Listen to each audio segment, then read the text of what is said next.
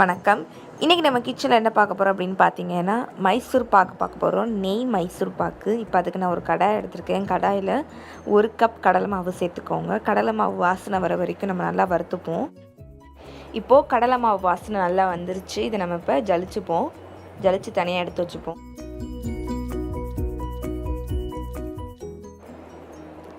இந்த மாதிரி நல்லா நைஸாக ஜலிச்சு எடுத்து வச்சுப்போம். 1 கப் கடலை மாவுக்கு 1/4 கப் நெய் சேர்த்துட்டு நல்லா மிக்ஸ் பண்ணிடுவோம் கடலை மாவோட. இதுபோல் நல்லா மிக்ஸ் பண்ணி வச்சுக்கோங்க. இப்போ ஒரு கடாய் எடுத்துக்கோங்க. நம்ம சர்க்கரை பாகு காய்ச்ச போகிறோம். 1 கப் கடலை மாவுக்கு 1 கப் சர்க்கரை மூழ்கிற அளவுக்கு தண்ணி சேர்த்துக்கோங்க. இப்போது சர்க்கரை மூழ்கிற அளவுக்கு தண்ணி ஊற்றியாச்சு. இப்போ நம்ம கம்பி பதத்துக்காண்டி வெயிட் பண்ணணும். அது வரைக்கும் இந்த மாதிரி கிண்டிகிட்டே இருங்க. இப்போது ஒரு கம்பி பதம் வந்துருச்சு, நான் உங்களுக்கு காட்டுறேன். இதுதான் ஒரு கம்பி பதம். நீங்கள் கையில் எடுத்து இந்த மாதிரி பார்த்துக்கோங்க ஒரு கம்பி பதம் வந்துருச்சு அப்படின்னு. இப்போ நமக்கு கம்பி பதம் வந்துருச்சுல, நம்ம மாவை ஆட் பண்ணிடணும். உடனே ரொம்ப நேரம்லாம் வெயிட் பண்ணக்கூடாது. கம்பி பதம் வந்த உடனே நம்ம ஆட் பண்ணிடணும். ஆட் பண்ணிவிட்டு நல்லா சர்க்கரை கூட நம்ம அதை நல்லா மிக்ஸ் பண்ணிடணும். எல்லா மாவையுமே ஆட் பண்ணிடுங்க. ஆட் பண்ணிவிட்டு நம்ம சர்க்கரை கூட நல்லா மாவை மிக்ஸ் பண்ணி விடணும். இந்த மாதிரி நல்லா மிக்ஸ் பண்ண பிறகு நம்ம இது கூட இப்போ நெய் சேர்த்துக்கலாம். நெய் நான் 2 டேபிள் ஸ்பூன் நெய் ஊற்றுறேன். 2 டேபிள் ஸ்பூன் நெய். என்னோடய ஸ்பூன் கொஞ்சம் பெருசாக இருக்கனால உங்களுக்கு 1 ஸ்பூனை போடுறேன். ஆனால் அது 2 ஸ்பூன் கணக்கு. அதையும் நல்லா மிக்ஸ் பண்ணிடுங்க. நெய்யையுமே நல்லா மிக்ஸ் பண்ணிடுங்க.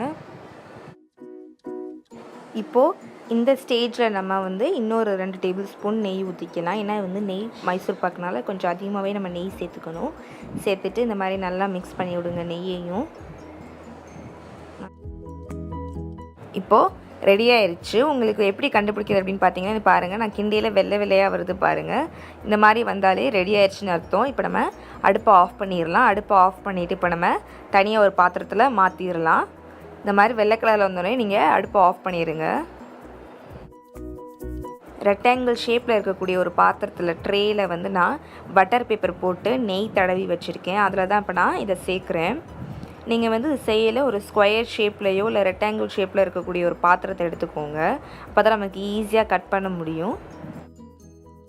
1/2 hour இது நல்லா ஆறட்டும். அதுக்கப்புறம் நம்ம பீஸ் போடலாம். இப்போது 1/2 hour ஆயிடுச்சு. ஒரு பிளேட் எடுத்துக்கோங்க.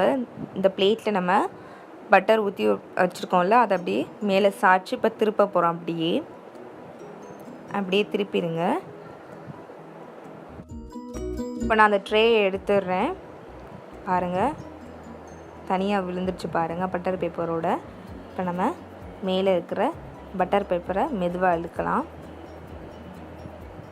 பாருங்கள், நல்லா சுவையாக மைசூர் பாக்கு ரெடி ஆயிடுச்சு. இப்போ நம்ம பீஸ் மட்டும்தான் போடணும். இதில் நீங்கள் எப்படி வேணாலும் கட் பண்ணிக்கலாம். நேராக வேணும்னா நேராக கட் பண்ணிக்கலாம்.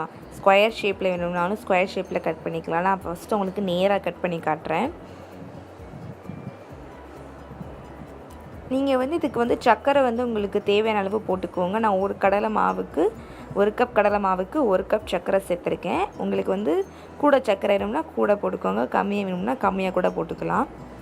ஸோ இப்போ கட் பண்ணியாச்சு. உங்களுக்கு இந்த ஷேப்பில் வேணும்னா நீங்கள் இந்த ஷேப்லேயே வச்சுக்கலாம்.